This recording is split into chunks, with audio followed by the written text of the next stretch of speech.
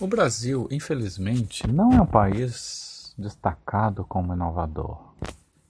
Somos um país criativo, mas que não transformamos muitas ideias, muitas invenções em lucro diferenciado pelo mundo.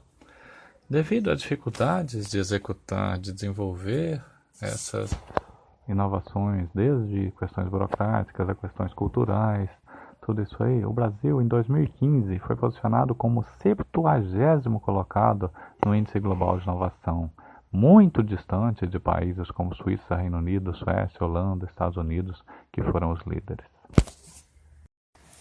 E para inovar, é necessário um contexto que auxilie, que ajude as organizações, as empresas a inovarem. São as empresas que vão levar o produto para o mercado, que vão desenvolver novas soluções, novos modelos. Mas, tanto o governo quanto instituições de ensino e pesquisa são importantes no sentido de auxiliar os índices de desenvolvimento do país. Nesse sentido, há o conceito de hélice tríplice, onde governo, empresa e universidade devem agir de uma forma integrada para ajudarem no desenvolvimento do país. Hoje existem até outras hélices colocadas nesse conceito, mas o conceito tradicional inclui essas 3 hélices que são as mais importantes para o desenvolvimento da inovação. Neste contexto das hélices, as empresas têm um principal papel. São elas que vão realmente inovar, são elas responsáveis pelas principais transações, porque são elas que visam obter lucros ou objetivos positivos no sentido de desenvolver mais a organização. E o que acontece nesse sentido? Grandes organizações têm uma capacidade financeira maior de investir e desenvolver novos produtos. Pequenas empresas geralmente buscam mais novos parceiros. Há exceções, como empresas de TI, de software, que conseguem, com poucos recursos, desenvolver soluções. Mas em muitas indústrias, como eletroeletrônica, automobilística, indústrias tradicionais, é necessário grande investimento que pequenas empresas muitas vezes não conseguem. Então, uma forma ainda de se desenvolver inovações é por meio de novas empresas. Às vezes até empresas tradicionais e grandes, criam novas empresas para atuar em determinado foco, não influenciar necessariamente um produto que já existe dentro da empresa, mas em criar novas soluções, novos produtos inovadores. Por isso, a criação de novas empresas muitas vezes alavanca a inovação. As instituições de ensino e pesquisa também têm um papel importante, porque elas desenvolvem pesquisa básica. Essa pesquisa básica pode virar pesquisa avançada e muitas já trabalham nesse sentido. Ainda há alguma resistência na cultura brasileira de que a universidade se foque mais em pesquisa aplicada, mas isso tem mudado e a cultura tem ajudado, evoluído no sentido de atuar mais na pesquisa aplicada. O que uma instituição de ensino e pesquisa, então, consegue fazer? Às vezes, complementar habilidades, conhecimentos que não estão disponíveis na empresa. Recursos, laboratórios, insumos que a empresa não tem acesso, principalmente pequenas empresas. E no contexto final, pesquisas mostram que as instituições de ensino e pesquisa são responsáveis diretas pelo desenvolvimento de 10% dos produtos inovadores que existem. É claro que elas têm outras participações no desenvolvimento de vários produtos, maior que os 10%, mas esses 10% é de realmente deixar algo pronto, quase assim, para se levar ao mercado. Como as instituições de ensino e pesquisa complementam as empresas, é desejável que existam grandes interações. Como podem acontecer essas interações? Por meio de projetos, pesquisa e desenvolvimento. Pessoas da empresa, que já atuam em determinada área, técnicos, trabalham junto com pesquisadores, com alunos, com professores, no desenvolvimento de novas soluções.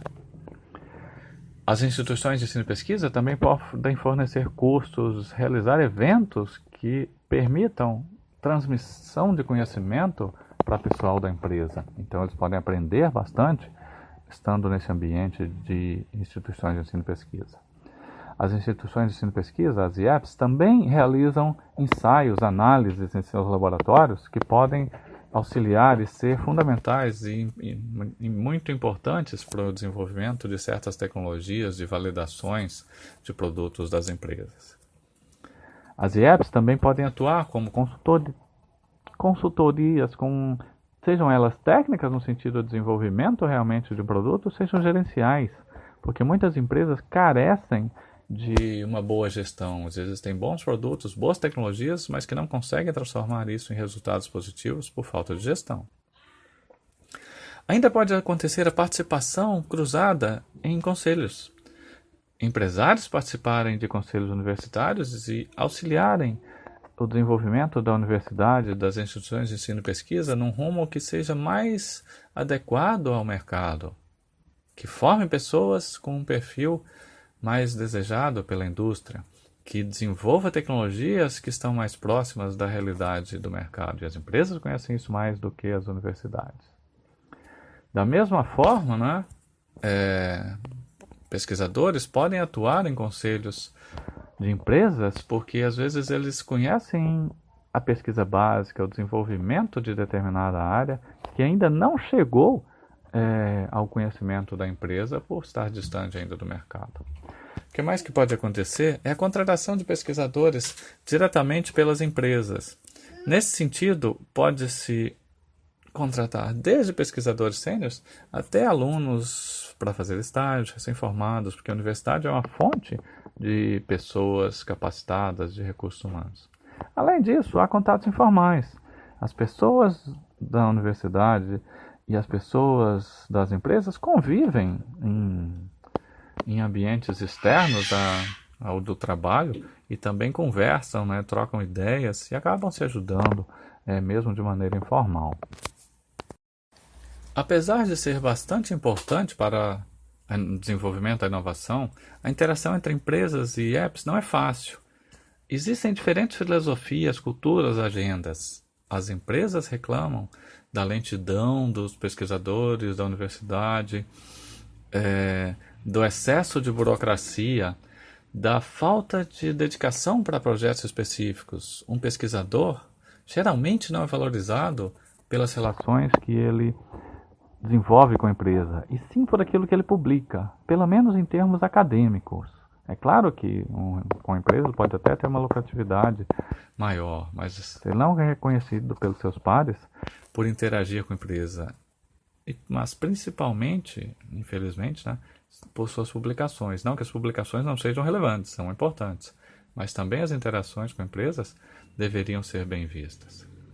Muitos pesquisadores não se interessam. Os pares não vão reconhecê-los por trabalhar com a empresa.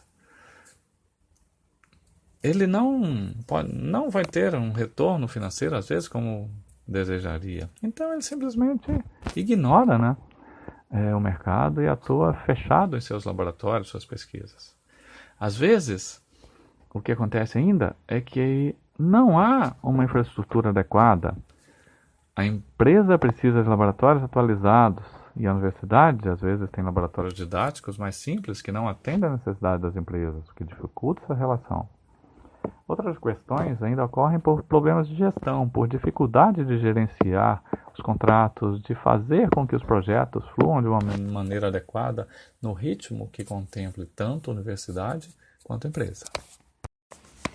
Como dito na hélice tríplice, o governo também tem um papel relevante na inovação. O governo define prioridades, aonde vão ser aportados recursos.